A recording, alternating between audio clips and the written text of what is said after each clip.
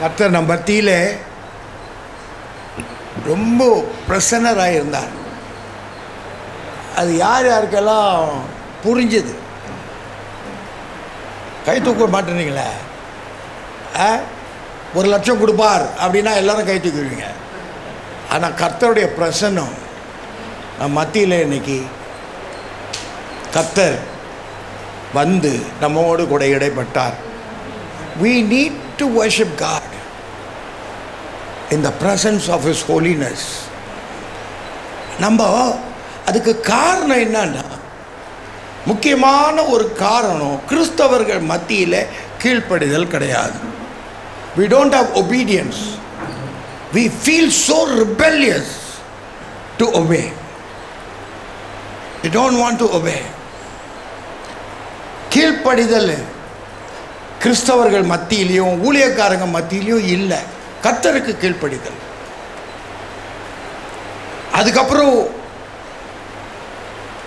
சபை தலைமைக்கு கீழ்ப்படிதல். We can't. Somehow something goes wrong with us. We want to rebel.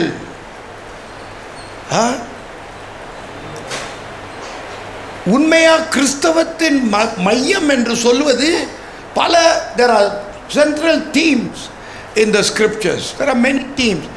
முக்கியமான கருத்துக்கள் வேதம் முழுக்க போய்கொண்டே இருக்கிறது.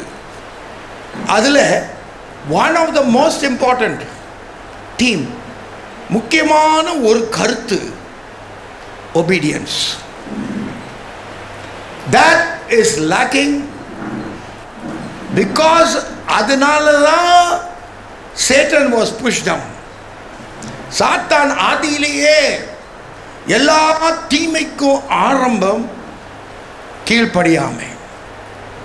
முதல்ல ஆதாமும் ஏவாளும்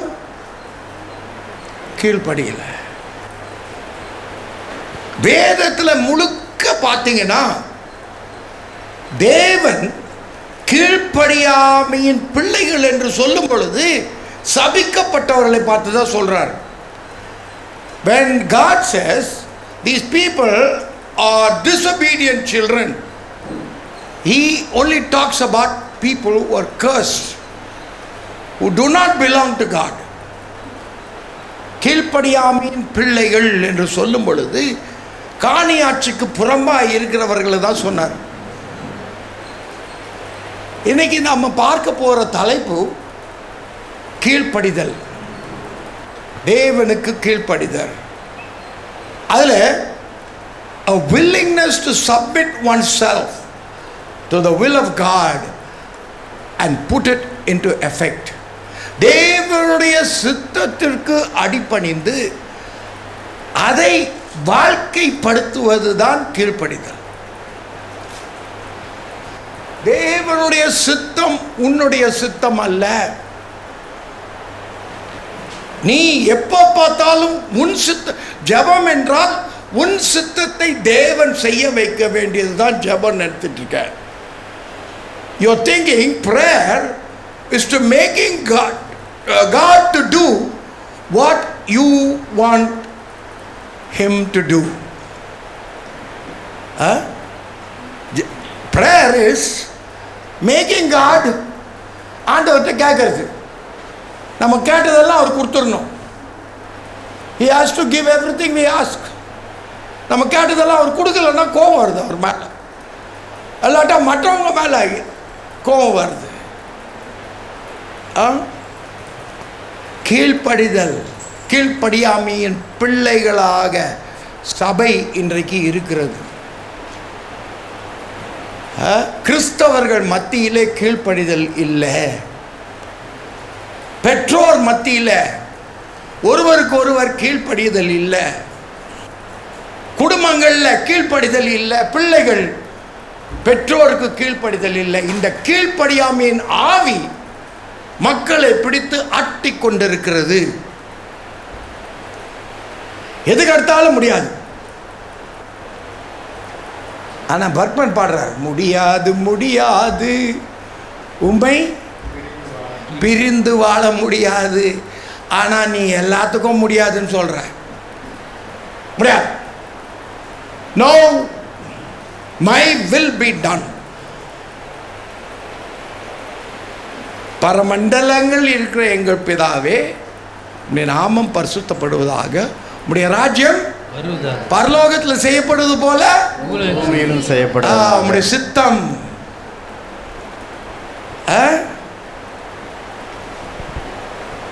உம்முடைய சித்தம் பரலோகத்தில் செய்யப்படுவது போல பூமியிலையும். there is no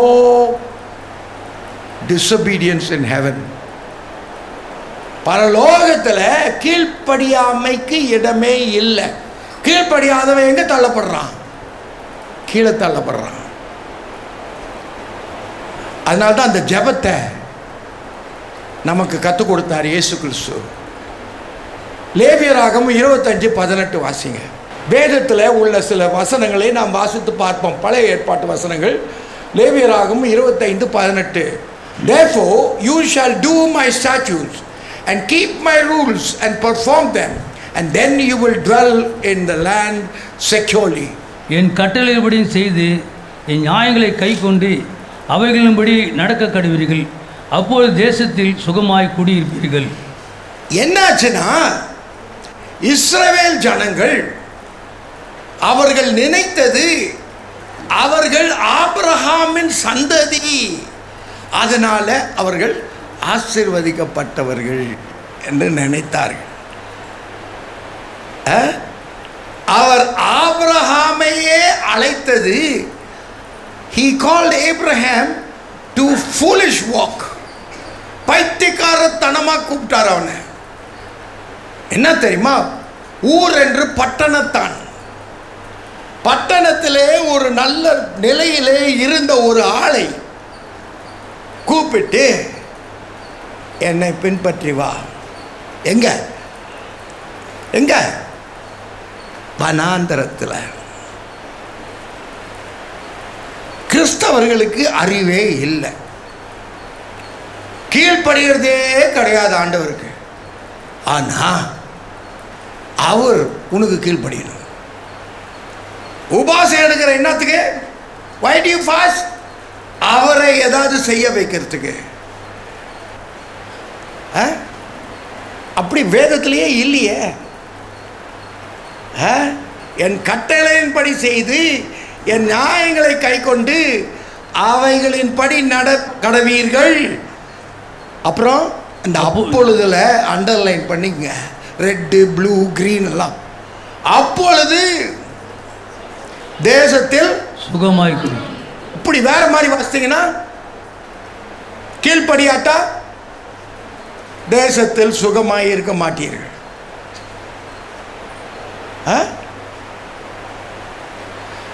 That ye shall dwell in the land in safety.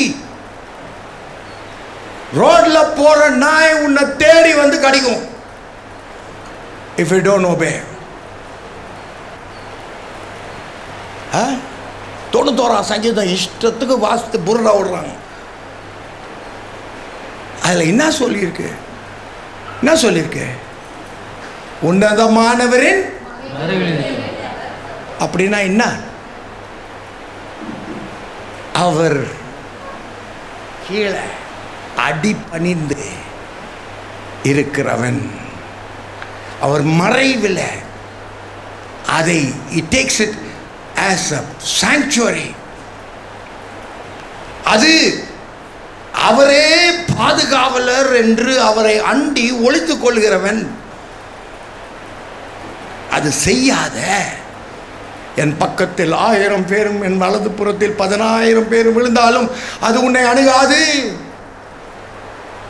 போச்சு. முதல் வசனமே கீழ்ப்படிதல் இல்லை. இப்படி கிறிஸ்தவர்கள் கஷ்டப்பட்டு கொண்டிருக்கிறாங்க. ஊழியக்காரர்கள் கஷ்டப்பட்டு இருக்கிறாங்க. ஏன்னா கீழ்ப்படிதல் இல்லை. தான் ஒரு தடவை சொன்னா அப்படின்னு ஏதோ சொல்றாங்க சினிமாவில், 100 தடவை சொன்னா மாதிரி. பிலிப்புக்கு அவன் ரொம்ப இஷ்டம். ஒரு தடவை சொன்னா 100 தடவை சொன்ன மாதிரி. நான் எனக்கு தான் கடவுள் கீழ்ப்படியணும். நான் கீழ்ப்படிய மாட்டேன். இல்லை, நீ நல்லா இருக்கணும்னு என்ன பண்ணும்? அப்போ நீ நல்லா இல்லைன்னு வச்சுக்கோ. நீ நல்லா இல்லை, அப்போ என்னாச்சு? நீ நல்லா இல்லைன்னா என்னாச்சு? நீ கீழ்ப்படியலைன்னு அர்த்தம். இஸ்ரவேல் ஜனங்களுக்கு இதுதான் புரியல. அவங்க நாசம் போனது என்னன்னா கீழ்ப்படியாம. விக்கிரகத்தை வணங்கக்கூடாதுன்னா அதை வணங்குவான். பிறரோட கூட புறஜாதியோரோடு கூட சேரக்கூடாதுன்னா இவன் போய் சேர்ந்துருவான். சாலமன் கூட 300 பொண்டாட்டி வச்சுக்கிட்டான். வப்பாட்டிங்க 1000க்கு மேலே. எல்லாம் வெளிநாட்டிலேருந்து எங்கே பார்த்தாலும் சரி இழுத்துட்டு வந்துடுவான். சோரம் போனான். 1 சாமுவேல் 15:22, 1 சாமுவேல் 15:22. அதற்கு சாமுவேல், கர்த்தருடைய சத்தத்துக்கு கீழ்ப்படுகிறதை பார்க்கிலும் சர்வாக தகனங்களும் பலிகளும் கர்த்தருக்கு பிரியமாக இருக்குமோ?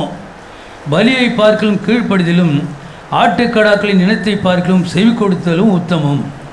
இந்த பழைய ஏற்பாட்டிலே வந்துருச்சு.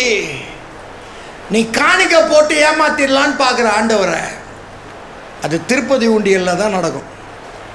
கொலை பண்ணிட்டு என்ன பண்ணுறானுங்க தெரியுமா? எல்லாரும் லட்சமாக அங்கே போய் போட்டுடுறாங்க.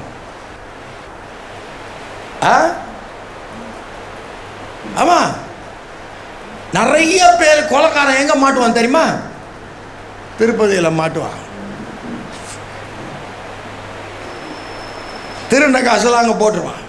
போட்டால் கடவுள் இவனை காப்பாற்றிக்கோன்னு நினைக்கிறான். ஆனால் இந்த கர்த்தர், நீ கீழ்ப்படிஞ்சாதான், பிறர் பொருளை இச்சியாதே, கொலை செய்யாதிருப்பாயாக. அவருக்கு கீழ்ப்படியலைன்னா நீ போடுற காசெல்லாம் ஒன்றும் இல்லை. உழுந்து உழுந்து வணங்கினா கூட ஒன்றும் இல்லை. அவருக்கு அந்த காலத்தில் என்ன பண்ணும்? பாவத்துக்காக என்ன பண்ணும்? பலி செலுத்திக்கிட்டே இருக்கணும். நீ என்னதான் கறி வெட்டினாலும் சரி, ஆட்டுக்கடை வெட்டி சாப்பாடு போட்டாலும் சரி, நீ கீழ்ப்படியலைன்னா நாத்தந்தான் அடிக்குதுன்றார். கிறிஸ்தவங்க என்ன பண்ணுறாங்க? கீழ்ப்படிக்கிறது இல்லை, கீழ்ப்படியவே மாட்டான். ஆனால் திடீர்னு ஏதாவது கஷ்டம் வந்தா அன்றொரு இறங்குங்க.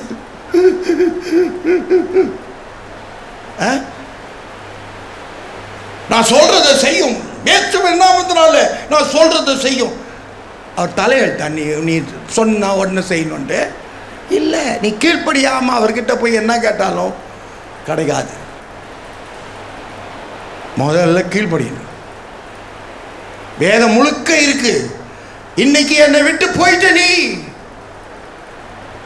அதுக்கப்புறம் ஆண்டவரே பாருங்க,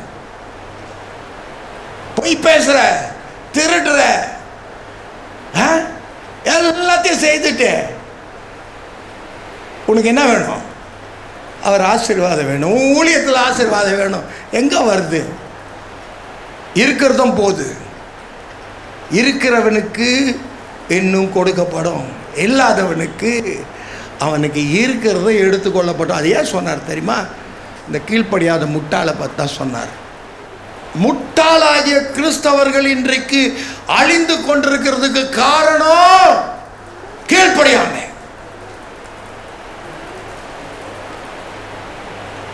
You don't want to obey. You got a rebellious heart. You are fighting for your will to be done.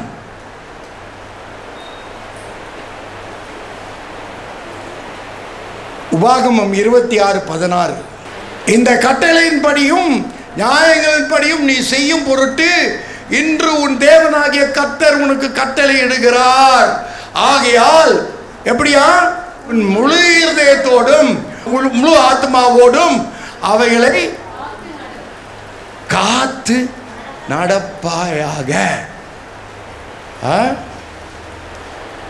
Keep and do them with all thine heart, with all thy soul. You are not obedient. You are miserable in your life. You are not happy. Why? Because you are disobedient to God. God has chosen you. கர்த்தர் உன்னை அழைத்திருக்கிறார். கர்த்தர் உன்னை ஊழியத்துக்கு செழுமையில் அழைத்திருக்கிறார். ஆனால் நீ பிச்சைக்காரனாக இருக்கிற காரணம் என்ன தெரியுமா? கீழ்ப்படிதல் இல்லை. எல்லாரும் கீழ்ப்படியணும் உனக்கு, கடவுளே கீழ்ப்படியணும் உனக்கு, ஆனால் நீ கீழ்ப்படிய மாட்ட. நான் சுற்றி பார்க்குறேன், உண்மையா ஆசீர்வதிக்கப்பட்ட கிறிஸ்தவங்களை காணும் நிறைய இடத்துல. உண்மையா செழிப்பான கிறிஸ்தவங்களை காணும். ஒரு டாட்டா காட்டுறீங்களா, பிர்லா காட்டுறீங்களா? இல்லை, எல்லாம் என்ன பிச்சைக்காரன். ஏன்? கீழ்ப்படிதல் இல்லை. இன்னைக்கு உன்னை அழைத்தவர் உண்மை உள்ளவராயிருக்கிறார். He who has called you is faithful, but you are not faithful. Your faithfulness will result in obedience. உன்னுடைய உத்தமம் உன் கீழ்ப்படிதலை வெளியாகும். முழு இருதயத்தோடும், முழு பலத்தோடும், முழு ஆத்மாவோடும் அவருக்கு கீழ்ப்படியணும்.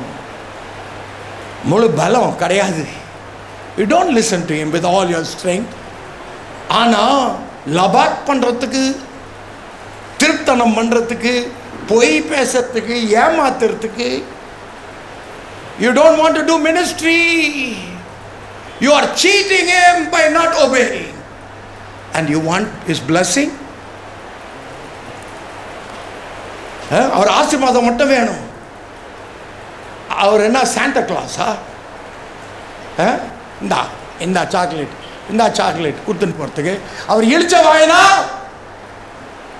கர்த்தாதி கர்த்தர், அவர்கிட்ட நடுக்கத்தோடு பயத்தோடு நீ கீழ்ப்படியணும். கீழ்ப்படியாமீன் பிள்ளையா இருந்தா நீ நல்லா இருக்க மாட்ட. நான் சொல்ல, வேதம் சொல்லுது.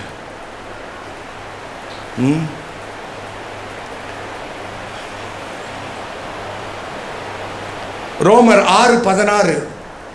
மரணத்துக்கு ஏதுவான பாவத்துக்கானாலும் நீதிக்கு ஏதுவான கீழ்ப்படிதலுக்கானாலும் எதற்கு கீழ்ப்படியும்படி உங்களை அடிமைகளாக ஒப்பு கொடுத்தீர்களோ அதற்கே கீழ்ப்படுகிற அடிமைகளாக இருக்கிறீர்கள் என்று அறியீர்களா? That concept of slave, கீழ்ப்படிதலுக்கு நீங்கள் என்னவா? அடிமை. நீ அடிமை, கீழ்ப்படிதலுக்கு அடிமை. ஆனா உனக்கு கர்வம், ஜபர்தஸ்த்,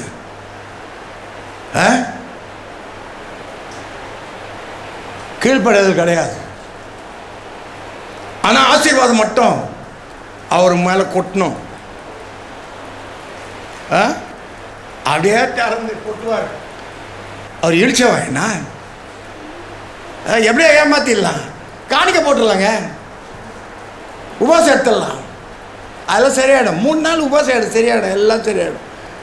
என்ன அவரு, நீ உபவாசம் எடுத்தா அவருக்கு என்ன வந்துச்சு? போனா போதுன்னு கிருபையில் உன்னை ரட்சித்து வச்சிருந்தா திமிரப்பாரு. 3 நாள் உபவாசம் போட்டு அவன் கையை முறிக்க போறியா? அவர் கையை காலகத்தால ஏஞ்சி ஜெபம் போறேன்.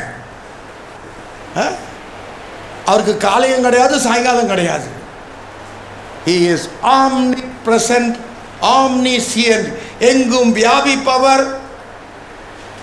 He is everywhere. Now இப்போ அவருடைய பிரசன்னம் எங்க இருக்குது? இங்க மட்டும் இல்ல, உலகம் முழுக்க இருக்கு. அல்லேலூயா, அல்லேலூயா. எங்க அவரை வழிபடுகிறார்களோ அங்கெல்லாம் அவருடைய பிரசன்னம் இருக்கு. அவரை கொண்டு போய் இந்த மக்கில் வச்சுக்க முடியாது. கடவுளிங்க வந்துட்டாரு, இப்படி இப்படி இப்படி இப்படி பிடிச்சி வச்சுக்கோ. அது முட்டாள்தனம். நீ கடவுளை பிடிச்சி வச்சினா அவர் கடவுள் இல்லை, உனக்கு அடிமை இல்லையா?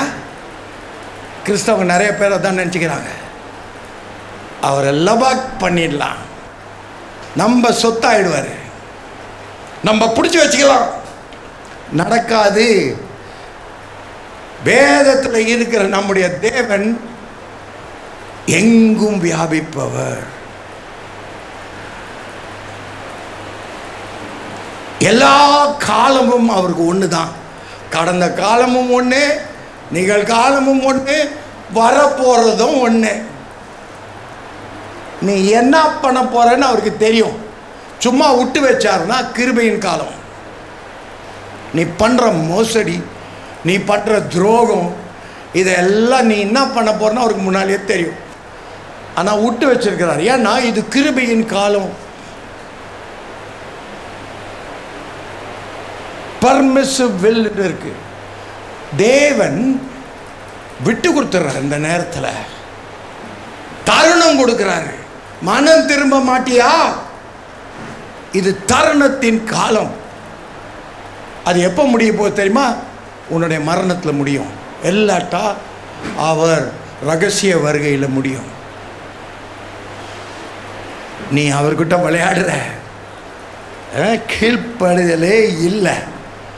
You don't even understand what it is to obey. But imagine this extent of being a slave. அடிமை, அடிமை தான் நான் ஐயா, என்னை ஆட்கொள்ளும் என் தெய்வமே, அடிமை நான் ஆண்டவரே, என்னை ஆட்கொள்ளும் என் உடல் உமக்கு சொந்தம், இதில் என்னாலும் வாசம் செய்யும். Okay. The central theme in the Bible is obedience. And you've got a rebellious heart. நீ எதுக்கும் எதிர்ப்பு, obedience உனக்கு இல்லை, உன் ரத்தத்தில் இல்லை. கீழ்ப்படிதல் இங்க போட்டுக்க பாருங்க. மரணத்துக்கு ஏதுவான பாவத்தை ஆனாலும் நீதிக்கு ஏதுவான கீழ்ப்படிதலானாலும் எதற்கு கீழ்ப்படியும்படி உங்களை அடிமைகளாக, you have no choice. உன்னுடைய இருதயத்தில் அகங்காரம் போணும். உன்னுடைய இருதயத்தில் இருக்கிற தன்னலம் போணும். உன்னுடைய இருதயத்தில் இருக்க கீழ்ப்படியாமை போகணும். எதுக்கு ஒப்பு கொடுத்த நீ?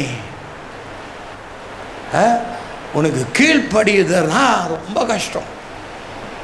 ஆனா கடவுள் நீ வேண்டுவதெல்லாம் செய்யணும். நீ கீழ்ப்படிய மாட்ட, ஊழியம் செய்ய மாட்ட, சோம்பேறி. ஆனா கர்த்தர் உன்னை ஆசீர்வதிக்கணும். சம்பளம் மட்டும் வாங்கிக்குவ.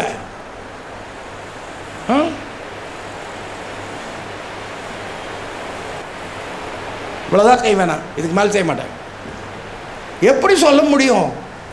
கடவுள்கிட்ட போய் ஆண்டவரே இவ்வளவுதான் செய்ய போறேன், நான் இந்த சம்பளத்துக்கு இவ்வளவுக்கு மேலே செய்ய முடியாது என்னால், நான் யாரு சொல்ல முடியுமா?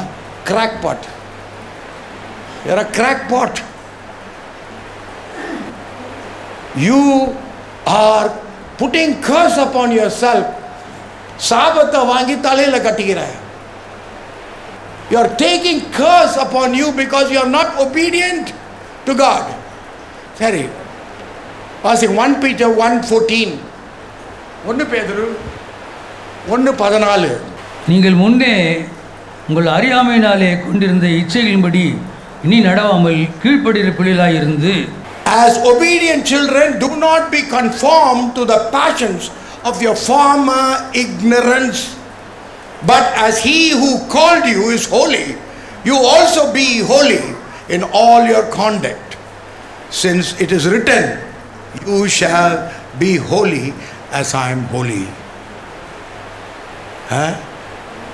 நீ கீழ்ப்படியாமையின் பிள்ளையா இருந்த பொழுது நீ இச்சித்ததெல்லாம் செய்த.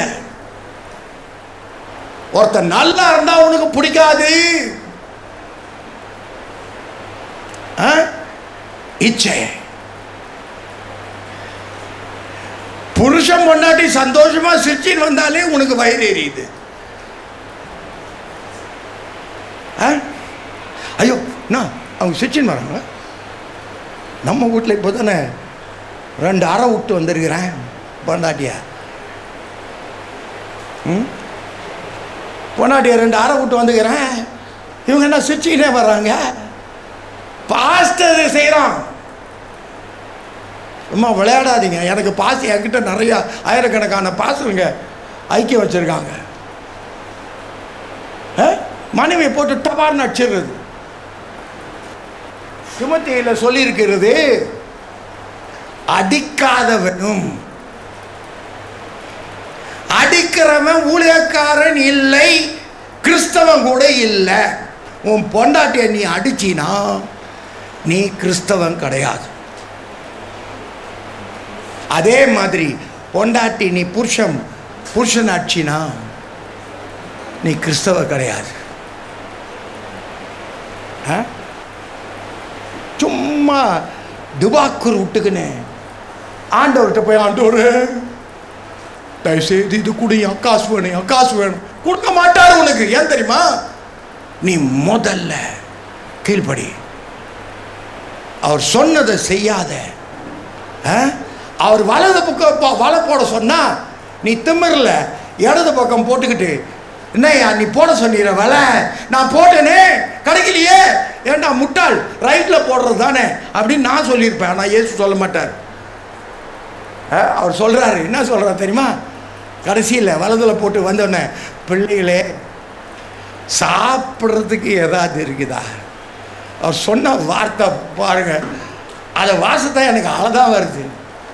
இந்த மடையனுங்க ராத்திரி முழுக்க போட்டு, இங்கே போட்டு, ரைட்டில் போட்டு, லெஃப்டில் போட்டு, நேராக போட்டு எல்லாம் வரானுங்க. இவர் என்ன கேட்குறாரு? பிள்ளைகளை புசிக்கிறதுக்கு ஏதாவது உங்களிடத்தில் உண்டா என்றார். ஐயோ வக்கீலடா உனக்கு, நீ உன் வழி தன் வழின்னு போற.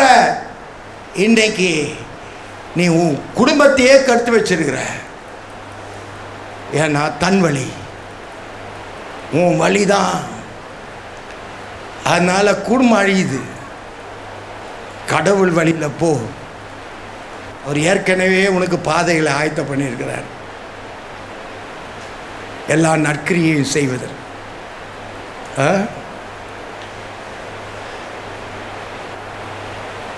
கீழ்ப்படிதலை குறித்த சில 3 உதாரணம் சொல்கிறேன். யோசுவா 11:15 வாசிங்க. பழைய ஏற்பாட்டில் கீழ்ப்படிதலை குறித்த உதாரணம். கர்த்தர் தமது தாசனாகிய மோசேக்கு எப்படி கட்டளை இருந்தாரோ அப்படியே மோசே யோசுவாவுக்கு கட்டளையிட்டு இருந்தான். அப்படியே யோசுவா செய்தான். அவன் கர்த்தர் மோசேக்கு கட்டளையிட்டதில் ஒன்றையும் செய்யாமல் விடவில்லை.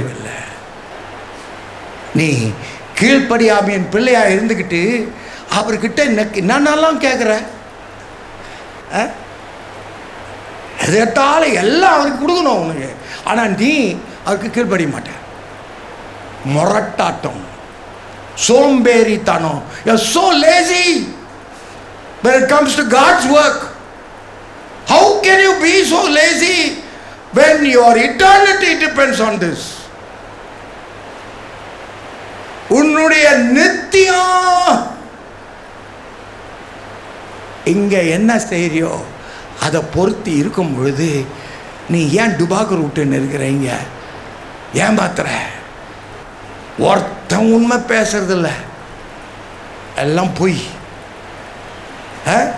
நீங்கள் பாருங்களேன், கிறிஸ்தவங்க மத்தியில் கர்த்தர் பார்த்தாருன்னா உண்மை இல்லை.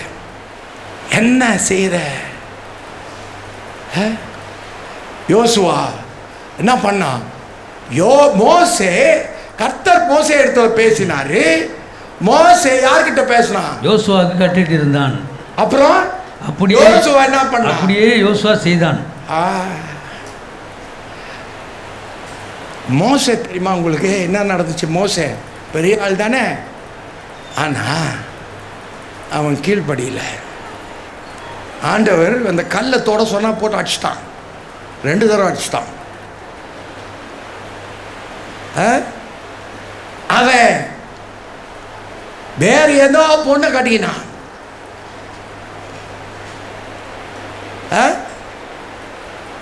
அவன் நினைக்கவே இல்லை திரும்பி இஸ்ரவேலுக்கு போறதா. அவன் விட்டான். உங்களுக்கு புரியல? நீங்க எல்லாம் மோசே அப்படின்னா பரிசுத்தவான் இல்லை. ஒரே பரிசுத்தவான் தான் பைபிளில். அது யார் தெரியுமா? இயேசு கிறிஸ்து. ஒரே ஹீரோ தான் நம்ம பைபிளில். அவர் தான் இயேசு கிறிஸ்து. மோசே என்ன பண்ணார் தெரியுமா? ஆண்டவர் கொன்னுட்டார். மலை மேலே கொண்டு போய் அவனை அழைச்ச தினத்துக்கு, மோசே அழைச்ச தினத்துக்கு கானானுக்கு இஸ்ரவேலரை கொண்டு போய் விடணும். ஆனா மலை மேலே கொண்டு போய் அதை காட்டிட்டு நீ அங்கே போறது இல்லை, சாவு. நீ விளையாடுறியா கடவுள்கிட்ட? என்ன ஆட்டம் ஆடுற? நீ தலை தெறிக்க ஆடுற. உன் ஆட்டம் அடக்கிடுவார் ஒரே நாள்ல. தபால் ஒரு தலையில போட்டார்னா போதும். நீ நினச்சிக்கிற மற்றவங்கெல்லாம் பாவம் செய்தாங்க, நீ மட்டும் பாவம் செய்யல. இல்லை, கீழ்ப்படியாமை உன்னுடைய பெரிய பாவம். பொட்டுன்னு ஒன்று போட்டாருன்னா போதும். இந்த சரீரம் இங்கேயே சத்து விழுந்தாலும் விழுந்துடலாம். இன்னைக்கு நேற்று ராத்திரி மூச்சு இல்லை, திடீர்னு ஏஞ்சி பார்த்தா ஒரு மெஷினை போட்டு விட்டாங்க எனக்கு மூக்கில் எல்லாம். அது அந்த ப்ளக்கு பிடுங்கிக்கிச்சு. அந்த ப்ளக்கு பிடுங்கிட்டு எனக்கு தெரியாது. கடைசியில் பாவம் என் மனைவி தூங்குறாங்க, எழுப்பி அவங்க லைட்டெல்லாம் போட்டு ப்ளக்கு சரியில்லைன்னு சொன்னாங்க. நான் நினச்சிக்கிட்டா அந்த மிஷினை போட்டு தட்டிக்கினே இருக்கிறேன், டொக்கு டொக்குன்னு. கரண்ட்டே இல்லை அதில். அது மூக்கில் யானை மாதிரி இருக்குது, உள்ள காற்று போல. முக்கி யாரோ தண்ணிக்குள்ள அழுத்துற மாதிரி இருந்தது. முக்கி ஏஞ்சி பார்த்தா பிளக் இல்லை. நேற்றே போயிருக்கலாம். இந்த அல்ப உயிரை வச்சுக்கின்னு என்ன டான்ஸ் ஆடுறீங்க? இந்த அல்ப உடம்பை வச்சுக்கின்னு அதில் இருக்கிற வியாதியெல்லாம் இருக்குது. ஊரில் இருக்க வியாதி எல்லாம் உள்ள இருக்குது, வெளியில் சொல்ல மாட்டேன். ஆனால் டான்ஸ் ஆடுற, கர்த்தருக்கு எதிர்த்து டான்ஸ் ஆடுற. கீழ்ப்படிதல் இல்லை உனக்கு. மோசே தேவனிடத்திலிருந்து கேட்டு வந்து யோசுவாவுக்கு சொன்னான். மோசே தான் அம்போ, அதனால நான் என்ன வேணும் செய்யலான்னு நினச்சானா யோசுவா? Did Joshua think, oh, now Moses is gone, I can do what I want? ஏன் இஷ்டம் இப்போ, நீக்கு ஏமி கஷ்டம். மோசே பூட்டாரி 2ஆம் வருகையில், ரகசிய வருகையில், 2ஆம் வருகையில், ரகசிய வருகையில் இங்கே ஆராதனை நடந்துக்கிட்டு தான் இருக்கும். தெரியாது உனக்கு. அதான் திருடனை போல வருவேன்னு சொல்லியிருக்காரு. அவன் வந்துட்டு போனது எப்போ தெரியும் உனக்கு? போன உடனே தெரிஞ்சிருமா? தெரியாது. அந்த நகையை எடுக்க போற பாரு, அப்பதான் அல்மராவை லாக்கரை திறப்பேன். ஐயோ காண பூச்சே. அவன் போனான் 2-3 மாசத்துக்கு முன்னால. நீ பத்திரமா பூட்டி வச்சுக்கிற. திருட வந்து போயிட்டான். அந்த மாதிரி தான் இருக்க போகுது. கீழ்ப்படியாமையின் பிள்ளைங்க மேலே போகிறதில்ல. அவன் எல்லா சினிமா காட்டுவான் உங்ககிட்ட. ஊழியக்காரன் இருப்பான். நீங்கள்லாம் காணிக்க வேற கொடுப்பீங்க, ஏன்னா அப்படியே மோட்சத்துக்கு போயிடலான்ட்டு. போயிடுச்சு, உன் தருணம் போயிடுச்சு.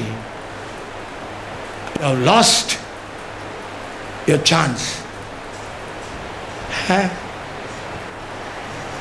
நீ சின்ன உயிரை வச்சுக்க, நீ என்ன dance? You're insulting God. You're cheating God. Do disobeying God. அடுத்தது பாருங்க, ஆதியாகமம் 6:22. Noah did this. He did all that God commanded him. Noah அப்படியே செய்தான். தேவன் தனக்கு கட்டளையிட்டபடியெல்லாம் அவன் செய்து முடித்தான். இதுதான் இல்லை உனக்கு.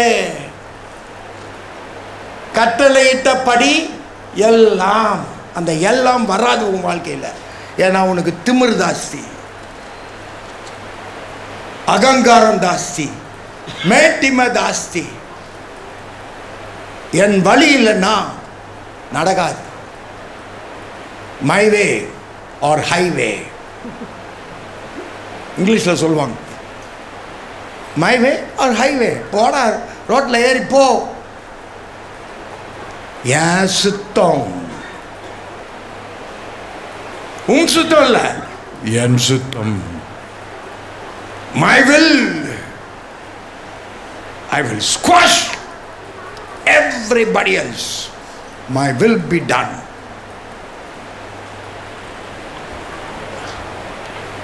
அவன் செய்த சொன்னபடியெல்லாம் செய்தான். ஆதியாகமம் 12:1 வாசிங்க. 1-2. கர்த்தர் ஆபிரகாமை நோக்கி, நீ உன் தேசத்தையும் உன் இனத்தையும் உன் தகப்பனுடைய வீட்டையும் விட்டு புறப்பட்டு நான் உனக்கு காண்பிக்கும் தேசத்துக்கு போ. நான் உன்னை பெரிய ஜாதியாக்கி உன்னை ஆசீர்வதித்து உன் பேரை பெருமைப்படுத்துவேன். நீ ஆசீர்வாதமாய் இருப்பாய். உன்னை ஆசீர்வதிக்கிறவர்களை ஆசீர்வதிப்பேன், உன்னை சபிக்கிறவர்களை சபிப்பேன். பூமியில் உள்ள வம்சங்கள் எல்லாம் உனக்குள் ஆசீர்வதிக்கப்படும் என்றார். கர்த்தர் ஆபிரகாமுக்கு சொன்னபடியே அவன் புறப்பட்டு போனான். உன் திருட்டு பாதிரிகள்லாம் என்ன பண்ணுவான்னு தெரியுமா? 3ஆம் வசனத்தை மட்டும் கொடுப்பான். அதுவும் குறி சொல்கிறாங்களே நியூ இயரில் 3ஆம் வசனம் மட்டும் கொடுப்பானுங்க. அவங்க திருடனுங்க, உன் காணிக்கைக்கு தான். அதுக்கப்புறம் என்ன பண்ணுவோம்? முதல்ல என்ன வரும்னா பை வரும். நீங்கள் பார்த்துருக்கீங்களா? அந்த 1ஆம் தேதி டுபாக்கில் விடுறானே, சீட்டு கொடுத்து உன்னை ஏமாத்துறானே, அவனுங்க எல்லா சபையிலையும் என்ன விடுறானுங்க? முதல்ல காணிக்கை விட்டுருவான். ஏன்னா நீ காணிக்கை நிறையா போட்டால் ஆசீர்வாதம் பெருசாக கிடைக்கும். அதனால காணிக்கையில் 50 ரூபா போடுறதுக்கு பதிலாக 500 ரூபா போட்டுரு. புருஷன் சொல்லுவான், 500 ரூபா போட்டுரு. வாக்குத்தத்தம். திருட்டு பசங்க. இந்த 3ஆம் வசனத்தை வாசிங்க முதல்ல. உன்னை ஆஸ்வதிக்கிறவளை ஆசிரிப்பேன், உன்னை சபிக்கிறவளை சபிப்பேன். பூமியில் உள்ள வம்சங்கள் எல்லாம் உனக்குள் ஆஸ்வதிக்கப்படும் என்றார். அல்லேலூயா. வாய் மூடு. 1ஆம் வசனத்தை வாசி. கர்த்தர் ஆபிரகாமை நோக்கி, நீ உன் தேசத்தையும் உன் இனத்தையும். ஆபிரகாமை நோக்கி, நீ உன் தேசத்தையும், முதல்ல உன் தேசத்தை, அது கூட தேசத்தை விட்டு அமெரிக்கா போக சொல்ல. இன்னைக்கு எல்லா கிறிஸ்தவனும் அமெரிக்கா போகணும்னு நினச்சிக்கிறான். அங்கே சாகுறாங்க எல்லாரும். காசு இல்லை, பட்னியாக இருக்கிறான் அமெரிக்காவில். நம்ம நாடே பெட்டராகுது. ஆனால் கர்த்தர் சொல்றாரு வனாந்தரத்துக்கு போன்றார். நாட்டை விட்டு கிளம்பி காட்டுக்கு போ. Now the Lord said to Abraham, go from your country and your kindred and your father's house and to the land that I will show you. அதை செய்தியா நீ செய்ய மாட்ட. எல்லாம் வேணும். உன் நிலம் வேணும், உன் வீடு வேணும், உன்னுடைய சொந்தக்காரங்கெல்லாம் வேணும், எல்லாம் வேணும். அதே சமயம் கடவுள் உனக்கு புது நிலம் கொடுக்கணும். கீழ்ப்படிய மாட்ட. நீ கீழ்ப்படியாததுனால்தான் இப்படி கஷ்டப்பட்டு நிற்கிற. எல்லாம் வேணும், எல்லாம் வேணும், இன்னும் வேணும், இன்னும் வேணும், இன்னும் வேணும். மோட்சத்துக்கு போனால் கூட அவன் கக்கு சரியில்லைன்னு சொல்வேன். நீ அப்படிப்பட்ட ஆளு. ஆண்டவரே, என்னப்பா மகனே, மோட்சம் சரியில்லையா? ஏன் தம்பி அப்படி பேசுகிற? நான் 2000 வருஷத்துக்கு மேலே இதை கட்டினேனே, உனக்காக அல்லவா கட்டினேன். இல்லையா, நீங்கள் தப்பு பண்ணிட்டீங்க, கக்கு சரியில்லை.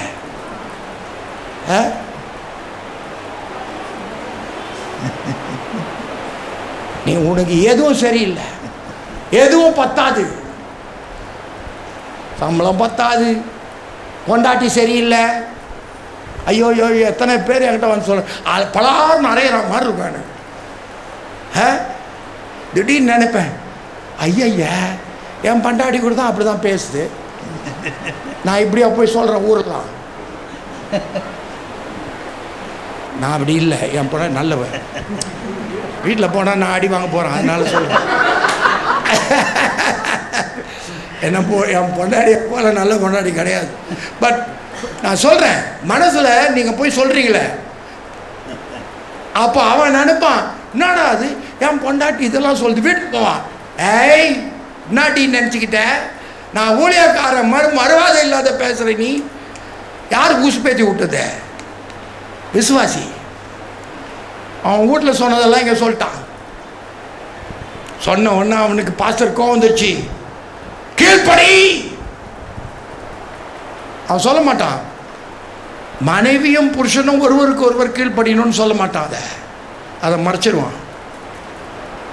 சரி நீ கீழ்ப்படி, எல்லாத்தையும் விட்டியா? நீ விடாத, பிடிச்சிக்கோ, டைட்டாக பிடிச்சிக்கோ, விடவே விட்டாத. இதை பிடிச்சிக்கோ, அதை பிடிச்சிக்கோ, எல்லாத்தையும் வச்சுக்கோ. எங்கள் அப்பா எழுதியிருக்கார் ஒரு கதை, சுருண்டவால் குரங்கு. அந்த டிராக்டர்லாம் வாங்கி படிங்க. இந்த சுருண்டவால் குரங்கு ஆப்பிரிக்காவில் இருக்குதான். இந்த சுருண்டவால் குரங்கு கறியை அவங்க சாப்பிட்றதுக்கு ரொம்ப இஷ்டமாக. ஆனால் இந்த சுருண்டவால் குரங்கு இல்லை, கையில் மட்டும் தாவாது, வாலில் கூட சுற்றி அப்படி ஒரு சுற்றி எங்கேயோ போயிடும். இங்கே பார்த்தா மாதிரி இருக்கும், திடீர்னு பார்த்தா இன்னொரு மரத்தில் இருக்கும். ரொம்ப கஷ்டம் பிடிக்கிறது. அதை பிடிக்கிறதுக்கு ஒரு வழி வச்சுருக்காங்களாம். என்ன பண்ணுவாங்க, ஒரு சின்ன குடுவை எடுத்து, நல்லா சின்ன வாய் இருக்கும், அதுக்கப்புறம் குடுவை பெருசாக, அந்த குடுவையை எடுத்து அங்கே வச்சுருவாங்க. அதுக்குள்ளே வேர்க்கடலை இருக்கும். இந்த சுருண்டவால் குரங்குக்குன்னா ரொம்ப வேர்க்கடலாம் இஷ்டம். அது மரத்து மேலே இருக்கும்போது தெரியாத அப்படி போகிற மாதிரி சாப்பிட்டுக்கினே போய் கீழே சிந்திக்கிட்டே போவாங்க. சிந்திக்கினே போய் தூரம் போயிட்டு அப்படியே போயிடுவான் வீட்டுக்கு. வீட்டுக்கு போயிட்டு 2 மணி நேரம் கழிச்சு வந்தால் இந்த குரங்கு என்ன பண்ணோம், அப்படி பிடிச்சிட்டு நல்லா இருக்குது, நல்லா இருக்குது, மெதுவாக எட்டி பார்க்கும். எட்டி பார்த்தா அங்கே என்ன இருக்குது, புடவை உள்ள என்ன இருக்குது, வேர்க்கடலை. உடனே என்ன பண்ணோன்னா, வாயெல்லாம் ஊறும், வேர்க்கடலை உள்ள கையை விடும். விட்டு குரங்கு பிடிக்குவாங்க தெரியுமா, விடாது. அது அப்படியே கை நிறைய எடுத்துக்கும். எடுத்துக்கின்னு கையை வெளியே இழுத்தா வராது. அட என்னடா அது, கை தான் உள்ளே போச்சே, இப்போ வெளியில் வரணுமே. அதுக்கு அவ்வளோ அறிவு இல்லை. கை நிறைய என்ன இருக்குது, அதை இழுத்து இழுத்து வேர்க்கடலையே விடுறதுக்கு மனசு இல்லை அதுக்கு. அந்த மாதிரியே இழுத்து இழுத்து கடைசியில் மயக்கம் போட்டு கீழே விழுந்துடும். ஆப்பிரிக்காக்காரன் வந்து அதை அடிச்சு ஃப்ரை, டோஸ்ட்டு, பாயில்டு, குழம்பு, கறி எல்லாம் சேர்த்து சாப்பிட்ருவான். சாப்பிட்டா உன்னை அப்படி தான் பண்ணுறான். சாப்பிட்டா அவனுக்கு வேர்க்கடலை கொடுத்துட்டு உன் உயிரையே எடுத்துக்கிறான். உன் நித்தியத்தையே எடுத்துக்க பார்க்குறான். நீ அம்போன்னு விட்ட, கர்த்தர் சொன்னா முடியாது, மகனே இதை செய், முடியாது. பாஸ்டர் சொன்னா முடியாது. உனக்கு முடியுன்ற மனசே கிடையாது. அதனால தான் குரங்கு மாதிரி மாட்டிக்கின்னு இருக்கிற. அந்த வேர்க்கடலை விட மாட்டிய நீ.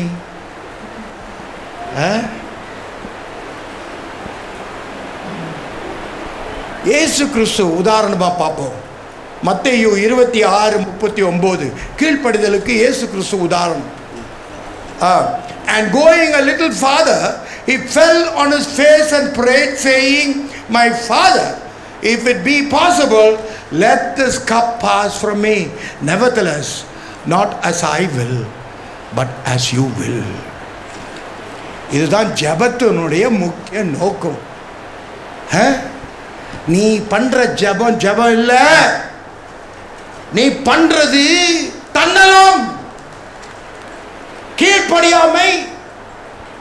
உன் இஷ்டத்துக்கு கர்த்தர் வரணும், அதான் ஜெபம் நினைச்சிட்டு இருக்கிற. நோ, அவர் இஷ்டத்துக்கு நீ வரணும். கர்த்தருக்கு பிரியமானதெல்லாம் நான் செய்வேன். You cannot twist God's hand and make him do what you want. You think prayer is that? Nonsense. Prayer is you subjecting even unto the death on the cross. உன்னையே வெறுத்து விட்டால் ஊழியம் செய்திடலாம், சுயத்தை சாகடித்தால் சுகமாய் வாழ்ந்திடலாம். உன்னையே வெறுத்து விட்டால் ஊழியம் செய்திடலாம், சுயத்தை சாகடித்தால் சுகமாய் வாழ்ந்திடலாம். என்ன சொல்லுது? சுயத்தை சாகடித்தார். சுயத்தை சாகடித்தார். எப்படி வாழலாமா? சுகமாய் வாழ. அதனால்தான் நீ சாணியிலே இருக்கிற, குட்டையிலே இருக்கிற, அந்த சாக்கடையிலே இருக்கிற. அதை விட்டு எழுந்து வர முடியல உன்னால. ஏன் தெரியுமா? சுயம், நான் என்ற அகங்காரம். மீ, நான் கர்த்தர் நான் சொன்னதெல்லாம் செய்யணும். அவர் இப்படின்னா கை தூக்கணும், அப்படி அப்படின்னா அப்படி தூக்கணும். அதான் உன் ஜெபம் நினச்சிட்டு இருக்கிற முட்டாள். உன் சுகத்தை, உன்னுடைய சுயத்தை சாகடித்தால் நீ எப்படி வாழலாமா? சுகமாய் வாழலாம். இந்த ரகசியம் தெரியாத கிறிஸ்தவன் தான் இன்னைக்கு ஊர் மேய்ச்சின்னு இருக்கிறான். ஊழியத்தில் வல்லமை இல்லை. அன்னைக்கு இருந்த வல்லமை ஓடிடுச்சு எங்கேயோ. ஏன்னா இவன் தான் காரணம். குடும்பத்தை அழிச்சுக்கிட்டு இருக்கிறான் இருந்துகிட்டே. கைக்கு வந்தது வாய்க்கு எட்டாது. ஏன்? சுயம், சுயத்தை சாகடித்தால் சுகமாய் வாழ், சுகமாய் வாழ்ந்திடலாம். உன் சுயத்தினாலேயே நீ எழுப்பிக்கினே இருக்கிற. எத்தனை தரவையில் தலையில் அடிச்சா கூட உன் தலையில் ஏற மாட்டேந்து மரமண்ட. கர்த்தர் தன் பிரியமானவனை சிட்சிக்கிறார். அப்படி சிட்சியாது இருந்தால் நீங்கள் வேசியின் பிள்ளைகளாக இருப்பீர்களே. கர்த்தருக்கு நீ பிரியமா இருந்தா ஒன்று ரெண்டு அடி அடிப்பாரு. அதை வாங்கி கட்டிக்கணும், அடங்கணும். நீ அடங்காத முந்திரி கொட்ட மாதிரி இப்படி ஏற்றி ஏற்றி நிற்கிற. அப்படி அடி வாங்கினோடனே ஐயோ ஆண்டவரே. அதுக்கப்புறம் ஒரு அடி இதெல்லாம் நல்லா ஆனோடனே நான் கடைசியாக பார்க்க போகிறோம். Obedience and love. யோவான் 14:15. நீங்கள் என்னிடத்தில் அன்பா இருந்தால் என் கற்பனையை கை கொள்ளுங்கள். பழைய ஏற்பாட்டில் நீங்கள் வாசி, இதுதான் அந்த பழைய ஏற்பாட்டை எடுத்து புதிய ஏற்பாட்டில் போட்டக்கூடாது. அது பழைய ஏற்பாட்டு வசனம்னு தெரிஞ்சு தான் போடணும். பழைய ஏற்பாட்டில் நியாயப்பிரமாணம், புதிய ஏற்பாட்டு அன்பின் பிரமாணம். பழைய ஏற்பாட்டில் நீ கீழ்ப்படியலைன்னா அடிதடி, நாடு கடத்தப்படுவாய், சபிக்கப்படுவாய், போகையிலும் சபிக்கப்படுவாய், வரும்போதும் சபிக்கப்படுவாய். இதெல்லாம் நியாயப்பிரமாணம். இன்னைக்கு கிறிஸ்தவங்க திமிரு. ஏன்னா அவர் ஒன்றும் பண்ணலையே. இது கிருபையின் காலம். அந்த காலத்தில் நியாயப்பிரமாணத்துக்கு எதிர்த்தினா அம்போ அடிச்சு போட்டுருவார். இப்போ கிருபையின் காலத்தில் உனக்கு திமிரு வந்துச்சு பாரு. பயங்கரமா ஆட்டம் காட்டுற நீ. ஏன் நான் என்ன செய்தாலும் ஒன்றும் பண்ண மாட்டார் அவர். என் இயேசு நல்லவர், ஒரு போதும் கைவிடார், ஒரு நாளும்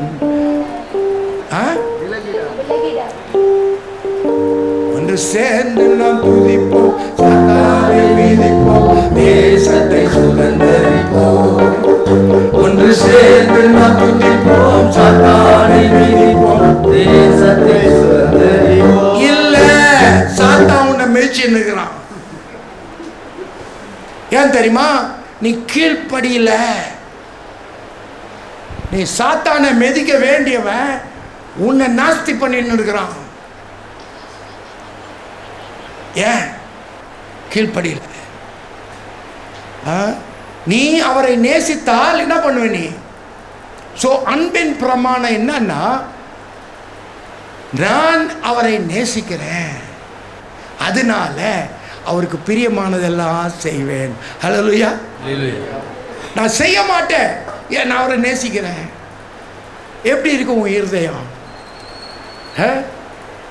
கர்த்தர் உன் பிரியமானதெல்லாம் செய்யணும், நீ அவருக்கு பிரியமானதெல்லாம் செய்ய மாட்ட. அவரை நேசிக்கல, நீ அவர் கட்டளையில் கைப்பிடிக்கல. 1 யோவான் 5:3 வாசிங்க. நாம் தேவனுடைய கற்பனைகளை கை கொள்ளுவதே அவரிடத்தில் அன்பு கூறுவதாம். அவருடைய கற்பனைகள் பாரமானவைகளும் அல்ல. ஐயோ, கிறிஸ்தவனுக்கு இது புரிய மாட்டேந்தே. மற்ற ஜனங்கள்லாம் பார்க்குறாங்க உன்னை, என்னடா இவன் கிறிஸ்தவனா இருக்கிறது என்ன இல்லை, பாரமானவைகள் அல்ல. வருத்தப்பட்டு பாரம் சுமக்கிறவர்களே, நீங்கள் எல்லாம் என்னிடத்துல வாருங்கள், நான் உங்களுக்கு இளைப்பாறுதல் தருவேன். என்னிடத்துல கற்றுக்கொள்ளுங்கள், நான் சாந்தமும் மனத்தாழ்மையுமானவன். அதுக்கப்புறம் என் நுகத்தை எடுத்து உங்கள் மேல் ஏற்றுக்கொண்டு என்னிடத்தில் கற்றுக்கொள்ளுங்கள்.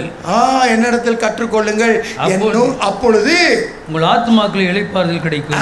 உங்கள் ஆத்மா இன்னைக்கு இளைப்பாறுதே இல்லை. கிறிஸ்தவனுக்கு அலையறான், சமாதானம் இல்லை. There's no peace in your heart.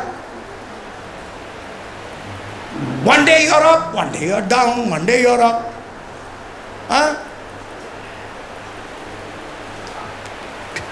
Cast all your burdens upon him and take up his yoke.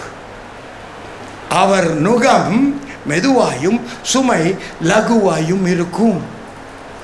So பாரத்தெல்லாம் அவர் மேலே போட்டு ஓடிடாத, நீ இருந்தவர்கிட்ட கற்றுக்கோ, அவர் நுகத்தை எடுத்து சுமந்துக்கோ. ஏன்னா அது ரொம்ப ஈஸி. இந்த பாருங்க, இந்த வசனம், நான் தேவனுடைய கற்பனை கை கொள்வதே அவரிடத்தில் அன்பு கூறுவதாம். அவருடைய கற்பனைகள் பாரமானவைகளும் அல்ல. இன்னைக்கு பாரமா இருக்கா உன் வாழ்க்கை? கிறிஸ்தவ வாழ்க்கை பாரமா இருக்கா? Is your Christian life burdensome to you? That means you are not following after God. You don't love God.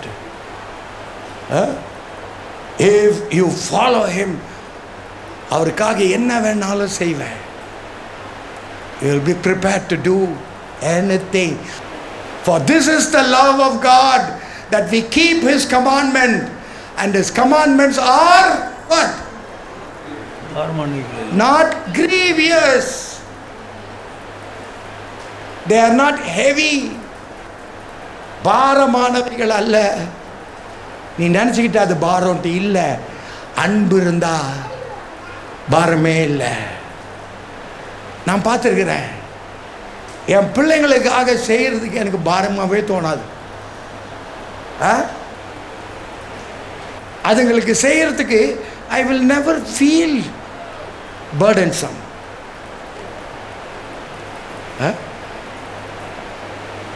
ஏன்னா அன்பு. என் மனைவிக்கு செய்கிறது பாரமாகவே தோணாது. ஏன்? அன்பு. கர்த்தருக்கு செய்கிறது. சங்கீதம் 119 167 வாசி.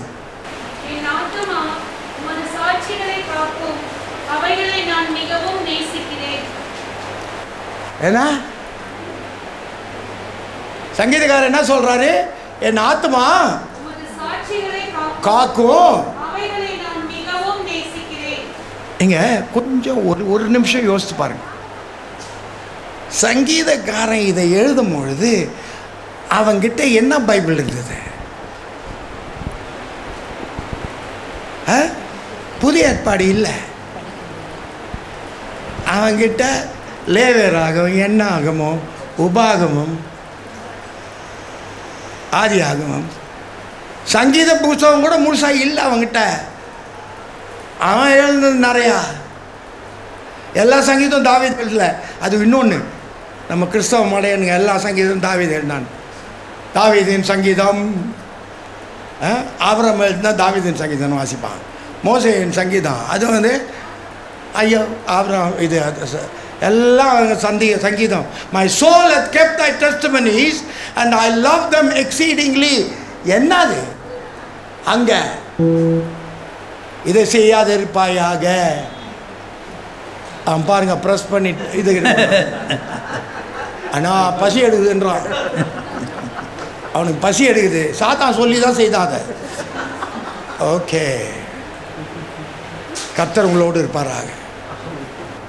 உங்களுக்கு செழிப்பின் வழி கீழ்ப்படிதல். நீ நல்லா வாழணும்னா கர்த்தர் கீழ்ப்படி. கீழ்ப்படியாமை வழியை விட்டு கீழ்ப்படிதலுக்குள்ள வா. அடிமை மாதிரி அவருக்கு கீழ்ப்படி. அப்போ பாரு என்ன நடக்குது உன் வாழ்க்கையில். உன் வாழ்க்கையில் சேமம் வந்துடும். வித்தியாசம் என்ன தெரியுமா? ஆசீர்வாதத்துக்கும் சேமத்துக்கும் வித்தியாசம் என்ன தெரியுமா? ஆசீர்வாதம் அப்பப்போ வர்றது. சேமம் என்பது ஒரு நிலை. ஷலோம் என்று ஒருத்தரை ஒருத்தர் வாழ்த்தி கொள்வார். அந்த சேமம் என்பது உன் வாழ்க்கையில் வந்துட்டா நிரந்தர சேபம் இருக்கும். அதுதான் இயேசு கிறிஸ்து மூலமாக வர்றது. நீ லூஸ் மாதிரி ஒவ்வொருத்தர்கிட்டையும் போய் தலையை விடுற ஆசீர்வாதம். எங்கேருந்து வந்தாலும் சரி தலையை விட்டுற.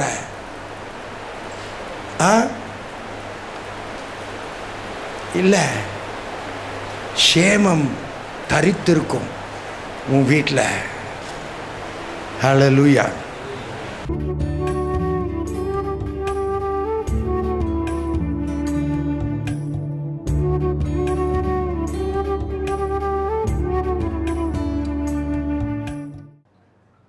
எங்களுடைய